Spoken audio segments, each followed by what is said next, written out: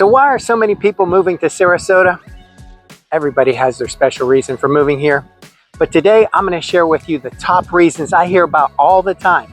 And if you stick with me to the end, I'm going to share with you the #1 drawback. So let's dive in.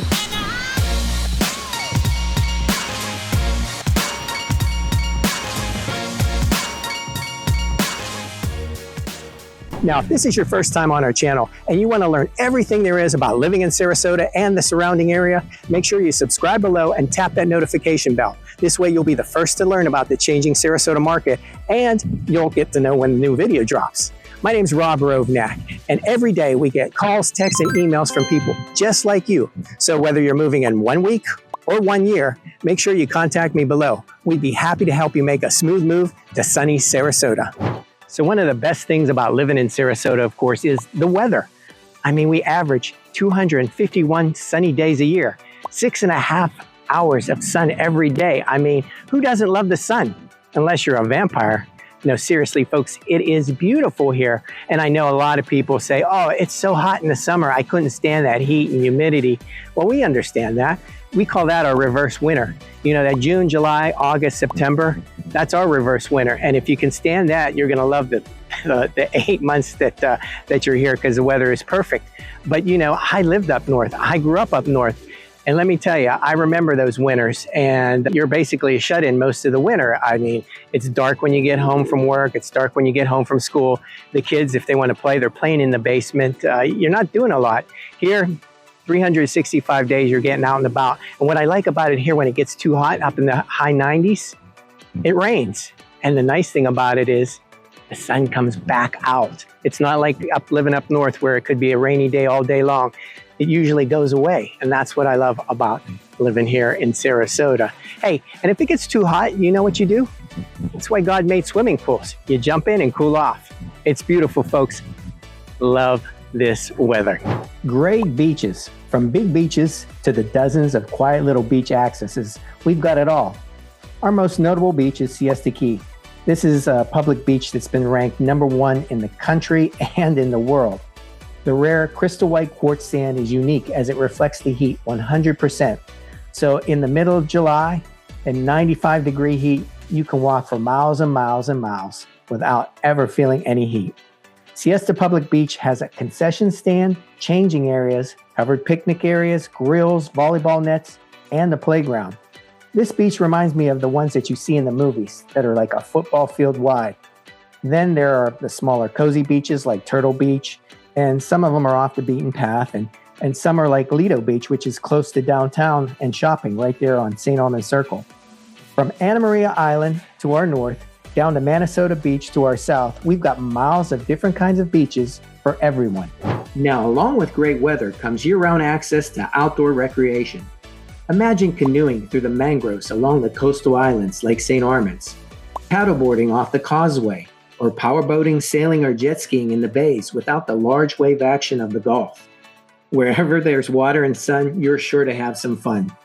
Now, back on the mainland, there's a BMX park at 17th Street, along with several ball fields from softball to football. In fact, you'll find plenty of baseball, soccer, and tennis courts in many public parks, and some indoor and outdoor pools.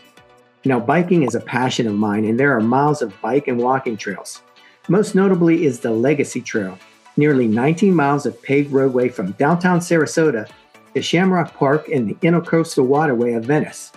This wonderful trail that was repurposed from an old north-south train line is continually improving with more planned overpasses of major intersections to keep the ride flowing and uninterrupted. Sarasota also has dozens of kid-friendly parks, like the circus-themed Downtown Pain Park, Herfer Family Park, and the Bee Ridge Park with tree-covered playground. Now, if you want to get lost in nature, there's Robinson Preserve in Bradenton, where you can canoe amongst the mangroves and ride out into the Manatee River. Oscar Shear State Park in Osprey is huge, and Mayaca State Park that runs the county boundary from Manatee to Sarasota County is a great place to watch some gators in the wild. Now, one of my favorites is Rothenbach Park in Sarasota with its miles and miles of tree canopy trails.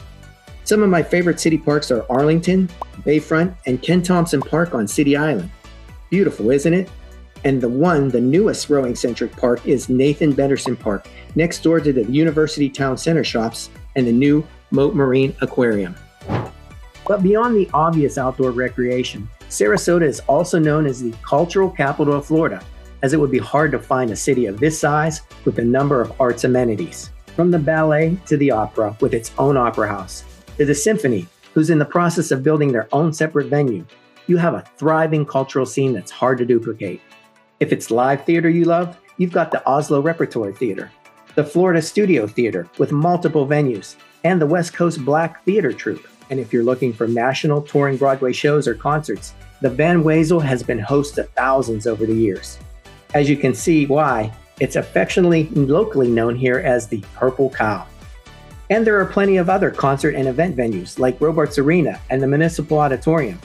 And if you crave comedy, book a seat for McCurdy's Comedy Club downtown, featuring local and national acts for over 30 years. Or take a class in comedy right there. If you're an artist or simply appreciate great art, Sarasota will suit you just fine, with its roots going back to one of the town's founders and benefactors, John Ringling. Yes, the circus magnate of Ringling Brothers and Barnum and Bailey Circus.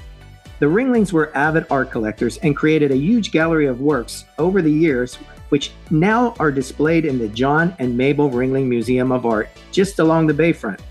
The magnificent grounds have been featured on PBS's Antique Roadshow and other PBS concerts. The museum features several Baroque masterpieces and one of the largest, if not the largest, collections of Peter Paul Rubens. And yes, there is even a circus museum on the grounds.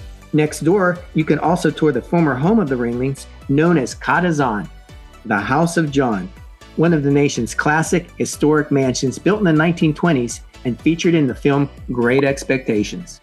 Ready to discover some local art galleries? Take a stroll along Palm Avenue downtown or St. Armand's Circle. Now, the Ringling name is also attached to one of the best art schools in the country, the Ringling School of Art, which has graduated some of the film industry's best animators. Just up the trail, you'll find the Sarasota Art Museum, housing contemporary and revolving art exhibits in the old and grand historic Sarasota High School, a wonderful repurpose of this collegiate Gothic-style building. Speaking of schools, did you know Sarasota County is one of just 2 Florida counties to consistently earn an A rating in the last 20 years? Check out the ratings online, as we truly have great schools and high schools, with Sarasota High featuring ACE courses, Riverview High with International Baccalaureate courses, and the Pineview School, which was ranked #1 in the entire state of Florida and 18 in the entire U.S. Locally, we also have the well-renowned 4-year college, New College of Florida, a branch campus of the University of South Florida, and in addition, we have students from the Florida State University School of Medicine and other disciplines. Out east in Lakewood Ranch, we have the LeComm School of Medicine and School of Dentistry, making for some well-rounded young Sarasotans. Now, we can't let you go without mentioning some of our amazing local cuisine. Enjoy fine dining in our downtown restaurants and bistros. Dine along the tree-lined sidewalks of Main Street and St. Armand's Circle, or take in the views from one of our waterfront restaurants.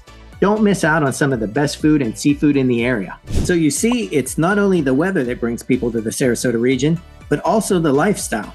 Now, part of that means quality of life, and the crime index is part of that. U.S. News and World Report ranks Sarasota low on the crime index at number 11 in their best places to live article, with an 8.9. That means 0 is the worst and 10 being the best. But don't just take our word for it. We are always ranked high amongst many publications and media outlets. U.S. News and World Report's Best Places to Live guide ranked us as #1 in Florida and 5th in the nation. So with all this great publicity, there is a downside, and that's that there's a lot of people moving here, and it's hard for the infrastructure to keep up, mainly the roads. But the state and the local governments are trying to do their best to get ahead of the situation. Well, I hope that gave you a taste of the good and bad of living here in Sarasota. Oh, I forgot. Don't forget about the sunsets. You can't get that on the East Coast. Now, if you want to explore more, just subscribe, tap that notification button, reach out to me anytime. I'm Rob Rovnak, and I'll see you on the next one. Bye for now.